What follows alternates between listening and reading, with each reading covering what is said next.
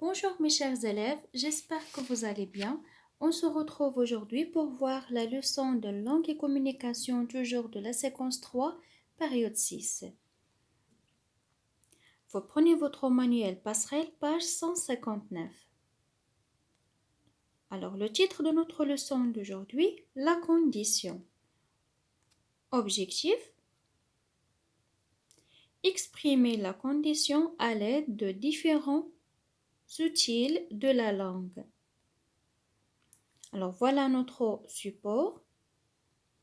Alors, comme vous remarquez, on a un dialogue entre l'agent Gary et l'inspecteur Justin. Je lis. Agent Gary, qui serait le criminel à votre avis? L'inspecteur, si les deux victimes ont de trop rouge sur le cou, le criminel sera certainement un vampire. Alors, première question, que veut savoir l'inspecteur?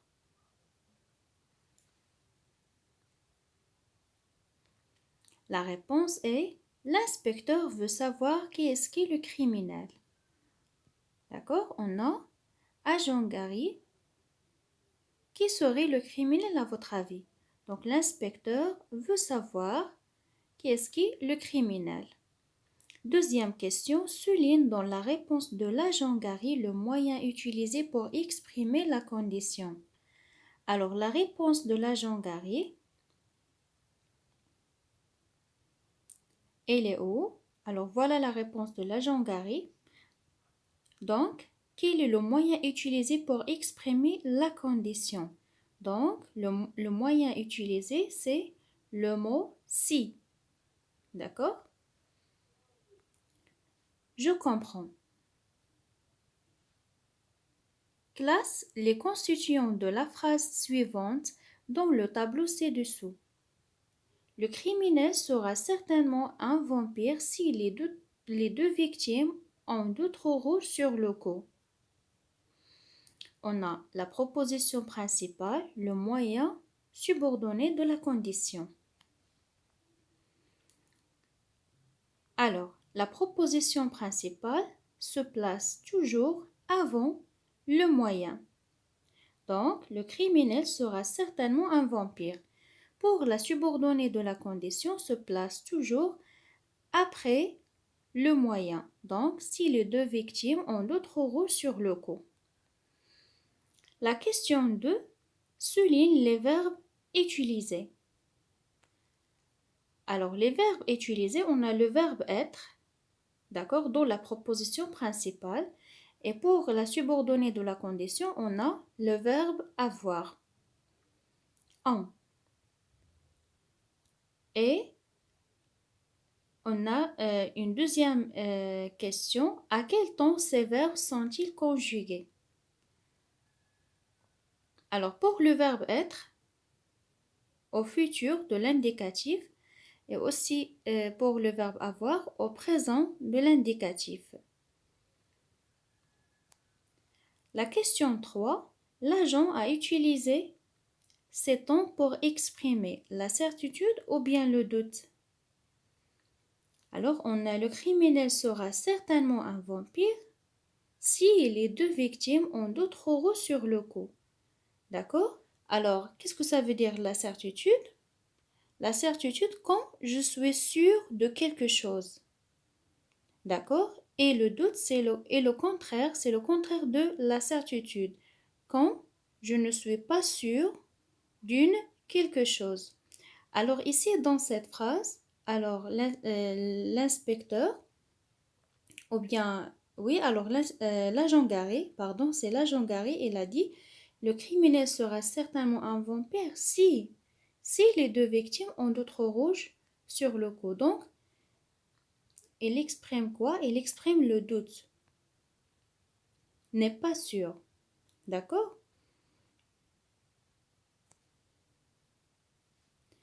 Voilà. Alors, la question 4.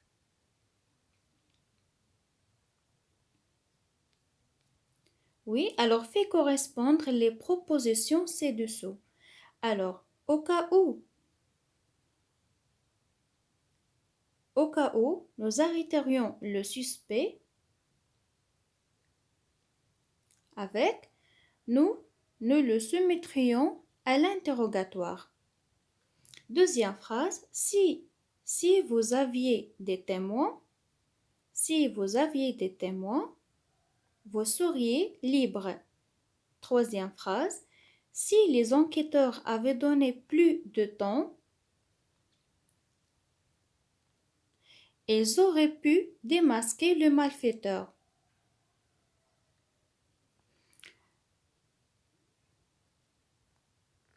Oui, alors si les enquêteurs avaient donné plus de temps, ou bien plus de temps, pardon, à leur enquête, alors ils auraient pu démasquer le malfaiteur. La phrase 4, à condition que vous lisiez plus de romans policiers, votre flair de détective sera infaillible. La dernière phrase, tu arriveras avant le suspect à condition de prendre le TGV.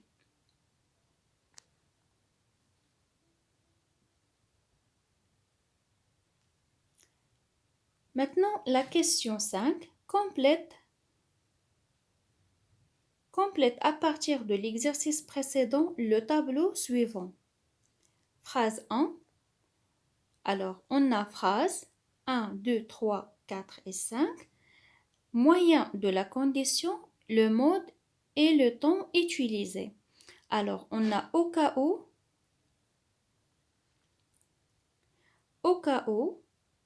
nous arrêterions le suspect.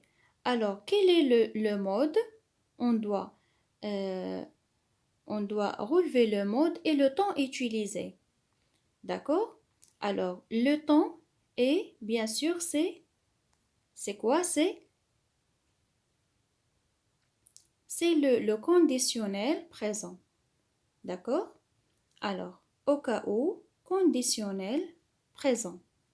Le mode est le conditionnel et le temps, c'est le présent. Deuxième phrase. Si vous aviez des témoins. Alors, vous aviez, c'est quel temps? C'est l'imparfait. Alors, le mode indicatif. Troisième phrase, on a si les enquêteurs avaient donné, c'est quel temps? C'est le plus que parfait. De l'indicatif. D'accord? Le plus que parfait de l'indicatif. Quatrième phrase, on a à condition que vous lisiez. Alors, c'est quel temps? C'est le subjonctif présent. D'accord? Cinquième phrase, on a tu arriveras avant le suspect à condition de prendre le TGV. Alors, on a le verbe prendre à l'infinitif. Donc, infinitif. Alors, j'espère que vous avez compris. Je retiens maintenant. Alors, pour exprimer la condition, on peut utiliser. On a soit si plus le présent futur, ou bien si plus l'imparfait et le conditionnel présent, si plus le plus que parfait conditionnel passé, ou bien les locutions à condition que, pourvu que, pour peu que, plus le subjonctif, au cas où, dans le cas où, plus le conditionnel présent, à condition de plus infinitif, en cas de plus un nom. Pour bien comprendre cette leçon, on va faire l'exercice je m'entraîne. Alors complète le tableau suivant. Situation énoncée. Un suspect pose une condition au détective. Il dévoilera le vrai criminel. Son nom ne sera pas révélé pendant l'enquête. Alors mettez pause à la vidéo et vous faites l'exercice. Et après vous vous passez à la correction. Alors, donc, voilà une proposition. Alors, moi, j'ai employé l'expression si plus l'imparfait plus le conditionnel présent. Si mon nom n'était pas révélé pendant l'enquête,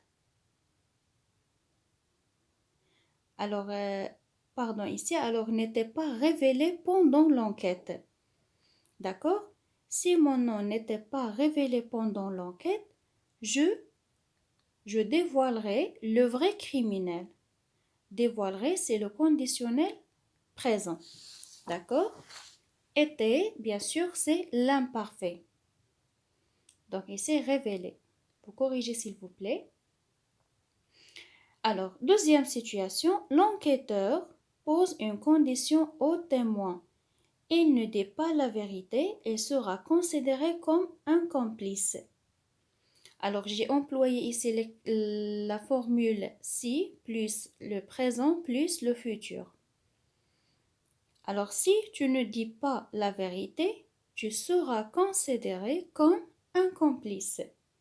Dis le présent, le verbe dire au présent, sera le verbe être au futur.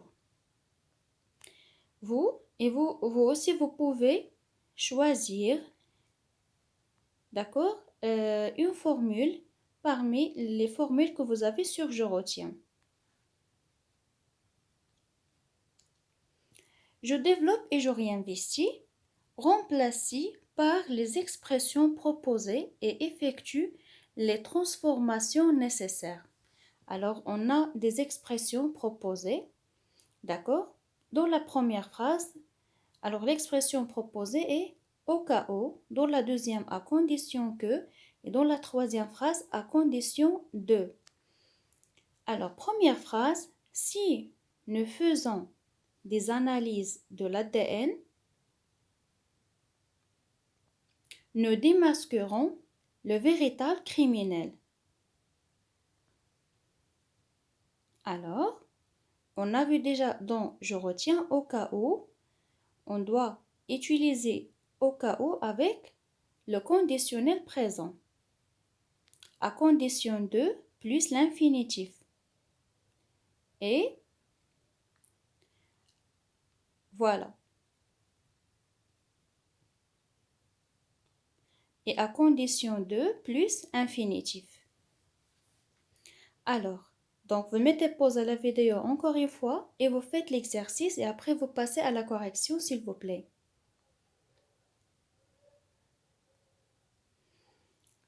Voilà la correction. Alors pour la première phrase, au cas où nous ferions des analyses de l'ADN, nous démasquerions le véritable criminel. D'accord? Pour la deuxième phrase, alors, à condition que tu aies les éléments de l'enquête, tu n'emprunterais pas cette fausse piste. Pour la troisième phrase, on peut éviter d'autres crimes à condition de découvrir rapidement ce tueur en série. Voilà. Alors, j'espère que vous avez des bonnes réponses et j'espère que vous avez bien compris cette leçon. Si vous avez des questions, n'hésitez pas de les poser dans les commentaires. Alors, merci pour votre attention. À la prochaine vidéo, Inch'Allah. Au revoir.